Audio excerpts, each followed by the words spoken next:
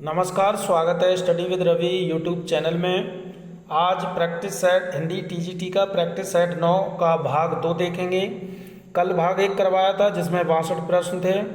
उससे आगे शुरू करते हैं। चैनल पर पहली बार आए हो तो प्लीज़ चैनल को सब्सक्राइब ज़रूर कर लें और वीडियो शेयर ज़रूर करें प्लीज़। तो चलिए शुरू करते हैं। आज का पहला प्रश्न है प्रश्न नंबर 63। खड़ी बोली हिंदी में सर्वप्रथम रचना करने वाले कवि का नाम है। तो खड़ी बोली हिंदी में सर्वप्रथम रचना करने वाले कवि हैं ऑप्शन नंबर बी अमीर खुसरो। अमीर खुसरो को हिंदी की खड़ी बोली का प्रथम कवि स्वीकार किया गया है और इनका जो जन्म हुआ था वो 1253 ईस्वी में उत्तर प्रदेश के एटा ज़िले में हुआ था। इन्हें हिंदुस्तान की तूती भी कहा जाता है, तूतिए हिंद इन्होंने खुद को कहा है। और ये निजामुद्दीन औलिया के शिष्य थे। इनकी प्रमुख रचनाएं हैं खालिक बारी, हालाते कन्हैया और नजराने हिंदी। ये इनकी महत्वपूर्ण रचनाएं हैं। प्रश्न नंबर 64 है निम्नलिखित में से कौन सी बोली पश्चिमी हिंदी के अंतर्गत नहीं आती। तो इसका सही आंसर है ऑप्शन नंबर बी अवधी। अवधी बोली जो है बिहारी पूर्वी हिंदी में आती है। अगला प्रश्न है पायो जी मैंने राम रतन धन पायो प्रस्तुत पद के रचयिता का नाम है। ए सूरदास, बी कुंभनदास, सी मीराबाई या डी तुलसीदास। तो इसका सही आंसर है ऑप्शन नंबर सी मीराबाई। अगला प्रश्न है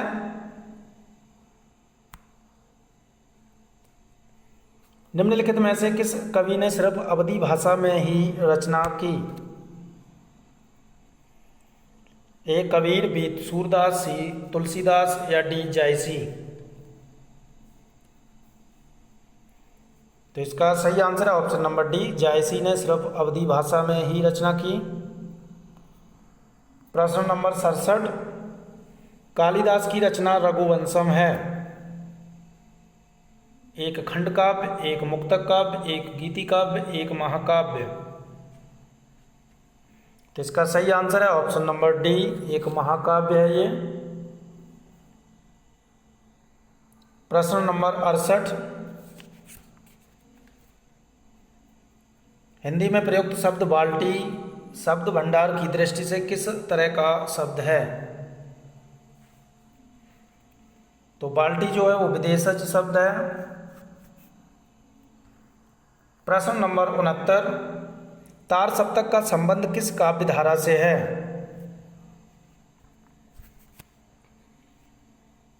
तो इसका सही आंसर है ऑप्शन नंबर बी प्रयोगवाद से।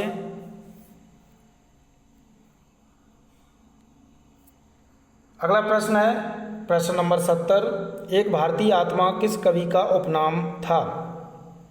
ए सोहनलाल द्विवेदी, बी रामचरितोपाध्याय, सी मैथिली शरण गुप्त या डी माखनलाल चतुर्वेदी। तो एक भारतीय आत्मा उपनाम था option number D Makhanlal Chaturvedi का। प्रश्न नंबर 71 आदिकालीन हिंदी साहित्य को सिद्ध सामंत काल कहने वाले विद्वान का नाम है।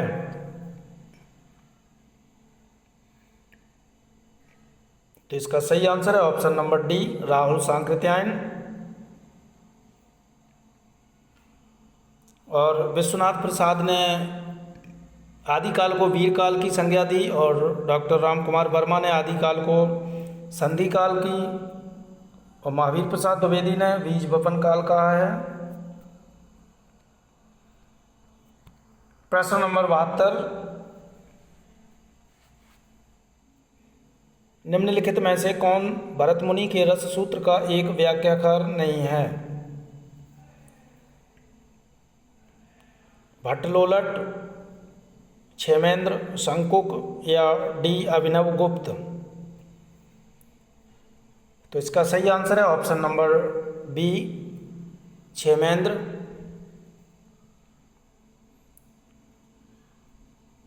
क्षेमेंद्र को ध्वनिवादी स्थान दिया गया। ये ध्वनिवादी थे और ये जो थे अभिनव गुप्त के शिष्य थे। प्रश्न नंबर 73, जो पहले कभी ना हुआ हो वाक्यांश के लिए प्रयुक्त शुद्ध एक शब्द है। अपूर्व, अभूतपूर्व, सी अद्वितीय या डी इनमें से कोई नहीं। तो इसका सही आंसर है ऑप्शन नंबर बी, अभूतपूर्व।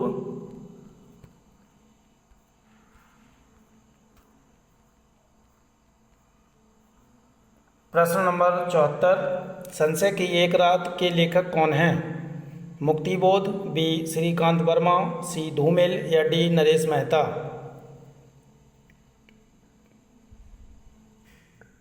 तो इसका सही आंसर है option number B, option number D, Naresh Mehta.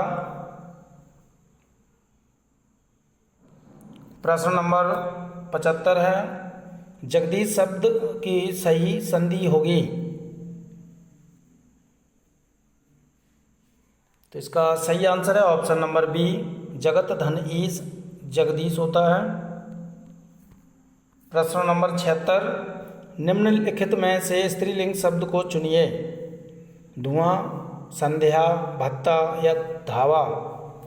तो इसका सही आंसर है ऑप्शन नंबर बी, संध्या। ये स्त्रीलिंग शब्द है।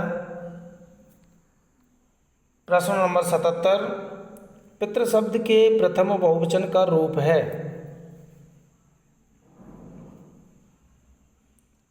तो इसका सही आंसर है ऑप्शन नंबर सी, पित्रा। प्रश्न नंबर 78, संस्कृत के किस कवि ने एको रस करुण कहकर करुण रस को रसराज घोषित किया? कालिदास, भभूति, माघ या भास। तो इसका सही आंसर है ऑप्शन नंबर बी, भभूति ने एको रस करुण कहकर करुण रस को रसराज घोषित किया था। प्रश्न नंबर 79, जिस काव्य पंक्ति में प्रयुक्त किसी एक ही शब्द के एक से अधिक अर्थ हों उस पंक्ति में अलंकार होता है। रूपक, अनुप्रास, यमक या श्लेष।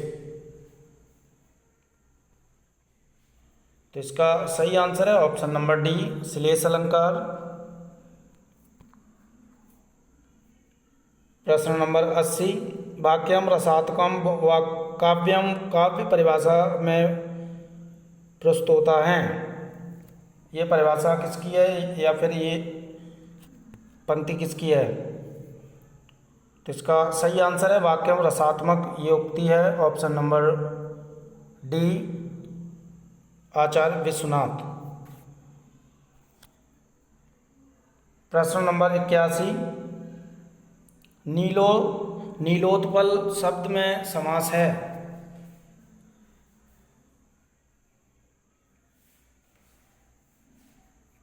तो इसका सही आंसर है ऑप्शन नंबर सी, कर्मधारय समास।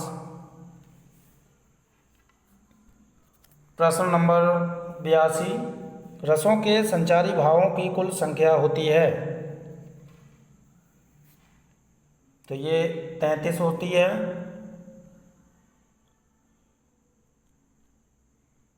प्रश्न नंबर 83, परमाल रासो काव्यकृति के कवि का नाम है। तो इसका सही आंसर है परमाल रासो, और इसको आलाखंड भी कहा जाता है। तो इनके जो लेखक हैं वो हैं जगनिक। प्रश्न नंबर 84, आचार्य रामचंद्र शुक्ल ने किस कवि को कठिन काव्य का प्रेत कहा था? ए भूषण को, बी केशव को, सी देव को या डी पद्माकर को। तो आचार्य रामचंद्र शुक्ल ने कठिन काव्य का प्रेत कहा था ऑप्शन नंबर बी, केशवदास को। प्रश्न नंबर 85 है, बनारसी दास जैन ने लिखी थी हिंदी की पहली जीवनी। हिंदी की पहली आत्मकथा या हिंदी की पहली कहानी, या डी हिंदी की पहले काव्य नाटिका। तो इसका सही आंसर है ऑप्शन नंबर बी, हिंदी की पहली आत्मकथा लिखी थी बनारसी दास जैन ने, अर्धकथानक। प्रश्न नंबर 86, उकार बहुला बोली किस प्रदेश की है? अवधी, भोजपुरी, बघेली या छत्तीसगढ़ी।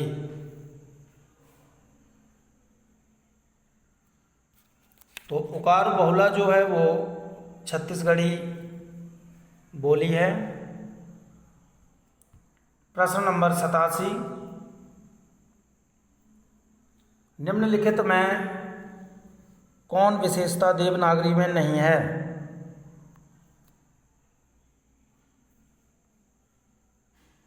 तो इनमें से जो देवनागरी की विशेषता नहीं है वो है ऑप्शन नंबर डी, विकास दृष्टि से यह ब्राह्मी एवं खरोष्टी की समकालीन है।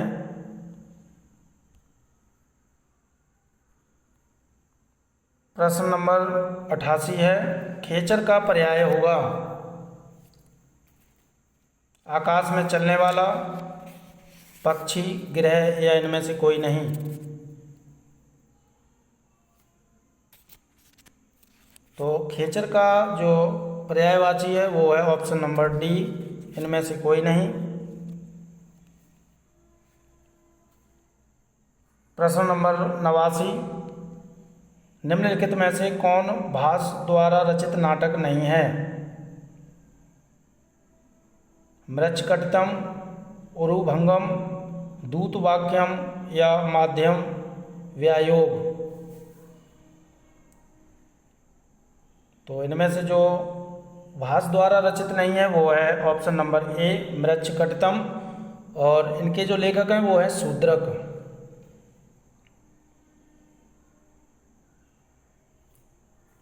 अगला प्रश्न है प्रश्न नंबर 90, संस्कृत के किस कवि के लिए घंटा विशेषण प्रयुक्त हुआ? बाणभट्ट, माघ, भारवी या फिर श्रीहर्ष।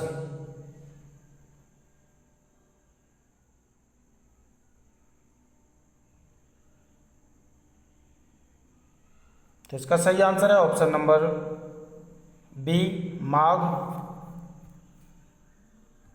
प्रश्न नंबर 91, विसर्ग का प्रयोग किन शब्दों में नहीं होता?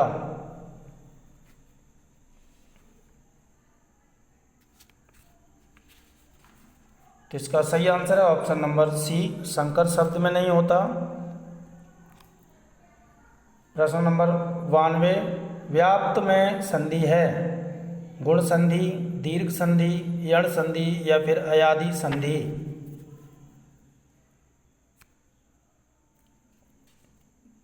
तो व्याप्त में जो संधि है वो है ऑप्शन नंबर सी, यण संधि।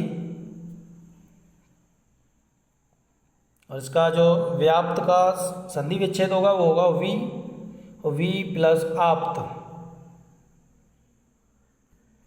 अगला प्रश्न है, कठपुतली में कौन सा समास है? संप्रदान तत्पुरुष, संबंध तत्पुरुष, अधिकरण तत्पुरुष या फिर कर्म तत्पुरुष। तो इसका जो कठपुतली का विग्रह करेंगे तो विग्रह हो जाएगा काठ की पुतली। तो इसका जो समास होगा वो होगा संबंध तत्पुरुष, ऑप्शन नंबर बी। प्रश्न नंबर 94, माधव विलास के रचनाकार हैं? ए लल्लूलाल, बी सदल मिश्र, सी राम प्रसाद निरंजनी या डी सदा सुखलाल। तो इसका सही आंसर है माधव विलास के रचनाकार हैं option number A, Lallu Lal. Lallu Lal की अन्य रचनाएं हैं जैसे प्रेम सागर, माधवनल, माधव विलास, सिंहासन बत्तीसी, बैताल पच्चीसी, शकुंतला नाटक, ये इनकी महत्वपूर्ण रचनाएं हैं। सदल मिश्र की रचना है नासिकेतोपाख्यान, और राम प्रसाद निरंजनी की प्रमुख रचना है भाषा योग वासिष्ठ, और सुखलाल की रचना सुखसागर। अगला प्रश्न है, मुक्तिबोध की आत्मकथा के लेखक कौन हैं? विष्णुचंद्र शर्मा, विष्णु प्रभाकर, नेमी चंद्र जैन या मुक्तिबोध।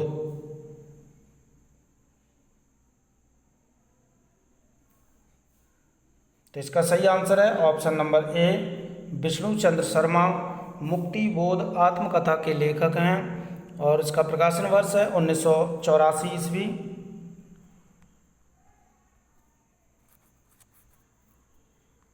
अगला प्रश्न है, हिंदी शब्दानुशासन के लेखक कौन हैं?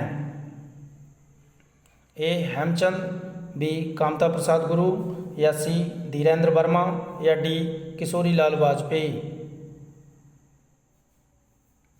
तो हिंदी शब्दानुशासन के लेखक हैं ऑप्शन नंबर ए हेमचंद, और ये शब्दानुशासन का जो रचना काल है वो 12वीं सदी है। अगला प्रश्न है, हिंदी में दलित साहित्य की पहली आत्मकथा किसने लिखी? तो इसका सही आंसर हो जाएगा option number A, Om Prakash Valmiki ने हिंदी दलित साहित्य की पहली आत्मकथा लिखी। प्रश्न नंबर 98, वियोगी हरि का वास्तविक नाम क्या है?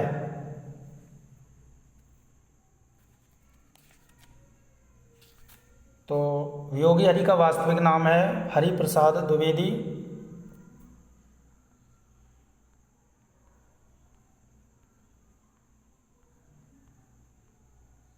प्रश्न नंबर 99, हिंदी में यथार्थवादी एकांकी के जनक हैं? तो हिंदी में यथार्थवादी एकांकी के जनक हैं option number A Ram Kumar Verma. प्रश्न नंबर 100, निम्नांकित में से कौन मनोविश्लेषण प्रधान कथाकार नहीं है?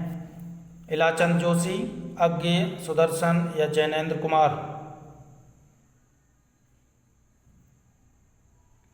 तो इसका सही आंसर है option number C Sudarshan. Jainendra, Ilachand Joshi और अज्ञेय ये जो है मनोविश्लेषणवादी उपन्यासकार हैं। अगला प्रश्न है, वर्तनी की दृष्टि से सही शब्द का चयन कीजिए। तो इसका जो सही आंसर हो जाएगा वो है ऑप्शन नंबर बी आकर्षण। प्रश्न नंबर 102, सद्गुरु का संधि विच्छेद है?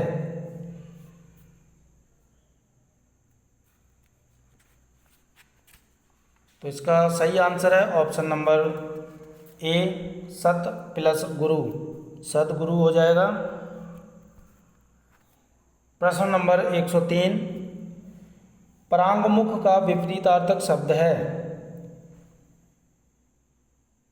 सम्मुख, प्रतिमुख, उन्मुख, या इनमें से कोई नहीं।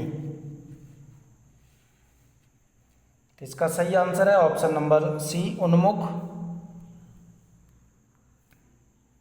प्रश्न नंबर 104, लंबोदर में कौन सा समास है, या लंबोदर कौन सा समास है? तत्पुरुष, बहुब्रीहि, कर्मधारय, या अव्ययी भाव। तो इसका सही आंसर है ऑप्शन नंबर बी बहुब्रीहि समास है। लंबोदर का मतलब है जिसका उदर हो लंबा, अर्थात गणेश। अगला प्रश्न है 105, अनजान में प्रयुक्त उपसर्ग है? तो अनजान में जो उपसर्ग है वो है ऑप्शन नंबर बी अन। प्रश्न नंबर 106, यामिनी का पर्यायवाची शब्द है? रोशनी, बिजली, दामिनी, निशा।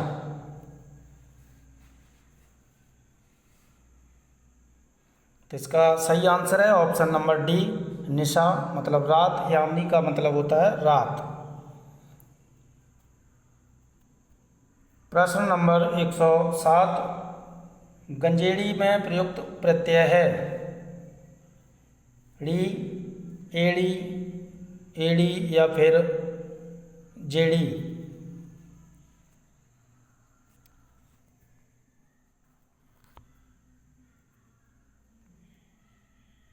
तो इसका सही आंसर है ऑप्शन नंबर सी, एड़ी। प्रश्न नंबर 108, वक्र का विपरीतार्थक शब्द है तिर्यक, चतुर्भुज, टेढ़ा या सरल। तो वक्र का जो विलोम शब्द है वो है ऑप्शन नंबर डी, सरल। प्रश्न नंबर 109, गांठ बांधना मुहावरे का अर्थ है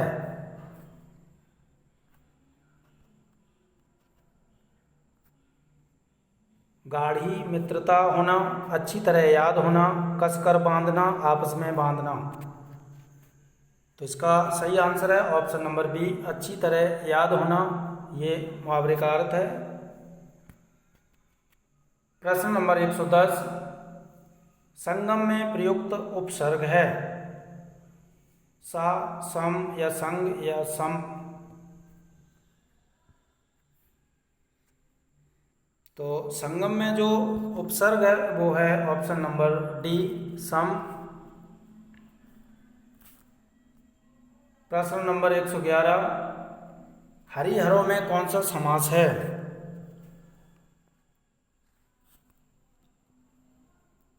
तो इसका सही आंसर है ऑप्शन नंबर सी, द्वंद्व समास है हरिहरों।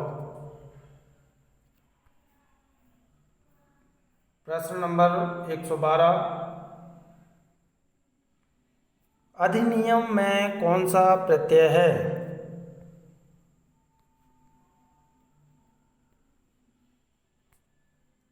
तो इसका सही आंसर है ऑप्शन नंबर बी, अनियर। प्रश्न नंबर 113, संप्रदान में कौन सी विभक्ति होती है? द्वितीय, तृतीय, चतुर्थी या पंचमी। तो संप्रदान में जो विभक्ति होती है वो है ऑप्शन नंबर सी, चतुर्थी विभक्ति। प्रश्न नंबर 114, गौरी में कौन सा प्रत्यय है?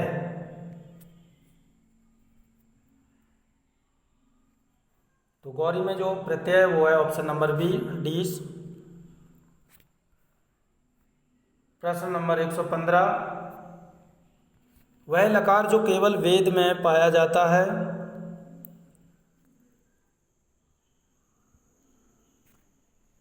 तो वो होगा लेट लकार, ऑप्शन नंबर सी। प्रश्न नंबर 116, सूर्य में कौन सा प्रत्यय है? टाप, चाप, डीप या ड्यत। तो सूर्य में जो प्रत्यय है वो है ऑप्शन नंबर बी, चाप। प्रश्न नंबर 117, खा कौन सी ध्वनि है? तो खा जो ध्वनि है वो है कंठ्य ध्वनि। प्रश्न नंबर 118, ध्वनि परिवर्तन का सर्व प्रमुख कारण है? तो ध्वनि परिवर्तन का जो सर्व प्रमुख कारण है वो है ऑप्शन नंबर ए, प्रयत्न, लाघव। प्रश्न नंबर 119, इनमें से कौन रूपक नहीं है? मृच्छकटितम, विक्रमोर्वशीयम, महावीर चरितम, 10 कुमार चरितम। तो इसका सही आंसर है ऑप्शन नंबर डी, 10 कुमार चरितम, ये दंडी की रचना है।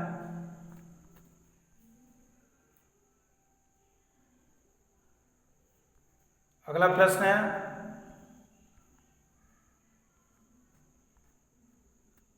एक 120, श्रीमद् भागवत गीता के एकादश अध्याय का नाम क्या है?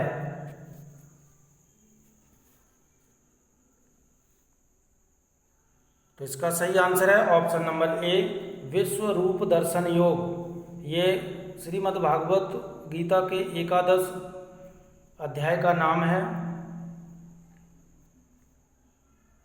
प्रश्न नंबर 121,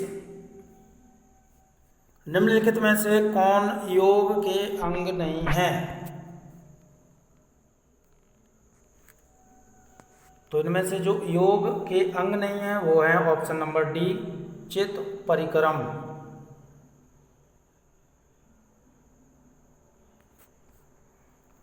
प्रश्न नंबर 122, स्थित प्रज्ञ किसे कहते हैं?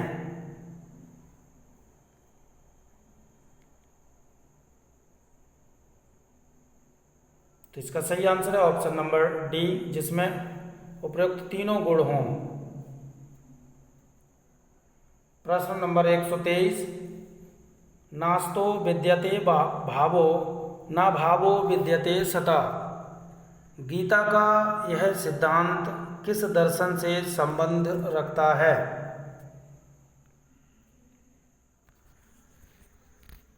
तो इसका सही आंसर है ऑप्शन नंबर सी, सांख्य दर्शन से। प्रश्न नंबर 124, योग सूत्र पर भाष्य लिखा है। वाल्मीकि ने, पाणिनि ने, शंकराचार्य ने या फिर व्यास ने? तो योग सूत्र पर भाष्य लिखा है ये ऑप्शन नंबर डी, व्यास ने। प्रश्न नंबर 125 और आज का लास्ट प्रश्न है,